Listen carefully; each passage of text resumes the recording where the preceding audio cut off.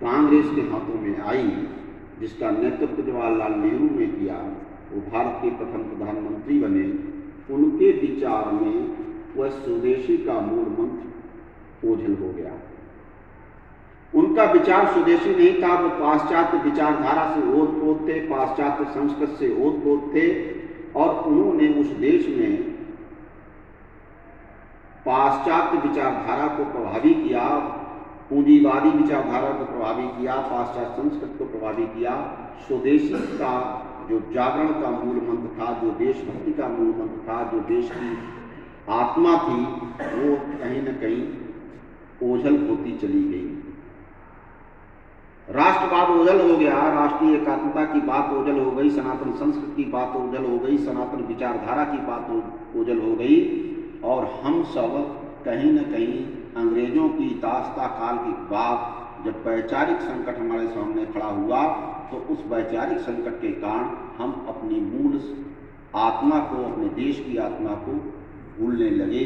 और हम स्वदेशी के द्वारा अपना और अपने समाज के विकास की बात करना बंद कर गए।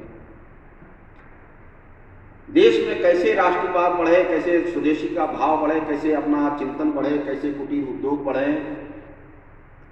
जनसंघ ने इन सब चीज़ों को लेकर के राजनीतिक दल की स्थापना की। डॉक्टर श्यामा प्रसाद मुखर्जी, पंडित दीनदयाल उपाध्याय जी ने जीवन में उन मूल्यों को आगे बढ़ाने की बात कही जो हमारे अपने मूल्य थे, हमारा जिनका इतिहास था, वो गौरवशाली अतीत था, उसको आगे बढ़ाने की बात जनसंघ काल से ही हम सब उस राष्ट्रवादी विचारधारा के अनुयायी करने लगे थे। जनसंघ के समय से जिस मूल मंत्र को लेकर के हम आगे बढ़े, वह मूल मंत्र, चूंकि हम सत्ता में नहीं थे, इसलिए बहुत तेजी के साथ आगे बढ़ाने में कामयाब नहीं हुए। लेकिन जब जब हमने अपने अतीत से नाता तोड़ा, अपने संबंधों को छोड़ा, अपने गौरवशाली इतिहास को भूले, तो संकट आए। हम भूल गए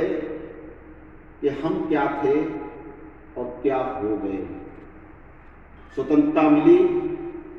6 महीने बाद ही उस वैचारिक संकट के कारण पाकिस्तान की तरफ से सबसे पहला हमला 6 महीने बाद ही भारत पर हो गया, जिसके कारण भारत का जो शीश कहा जाता जम्मू कश्मीर, उसका आधे से ज़्यादा भाग आज भी उसके कब्जे में है।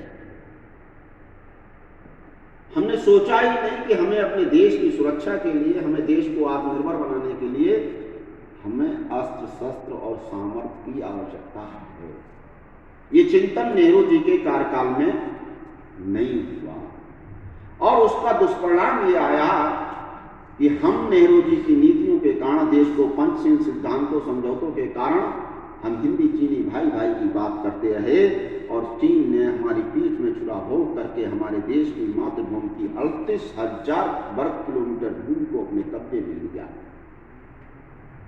और हम कुछ नहीं कर सके, क्योंकि हम अपनी सामर्थ्य और अपने पैरों पर खड़े हुए नहीं थे। हमें लगता था कि हम स्वतंत्र हो गए, उसके सारे बात, सारे के सारे काम खत्म हो गए, सारी चिंताएं खत्म हो गई। हम जिस औद्योगिक विकास की दौड़ में दौड़ने लगे, जिस पाश्चात्य संस्कृति में दौड़ने लगे, हमें लगा कि विश्व के सारे देश हमारी सुरक्षा करेंगे। आप सब गांव में रहते हैं, आपको अपने घर की सुरक्षा के लिए स्वयं जागरूक होना ही पड़ता है, और आप अपने घर की सुरक्षा करने में तैयार नहीं हैं, तो आपका पड़ोसी आपकी सुरक्षा करने के लिए कभी भी साथ नहीं आएगा।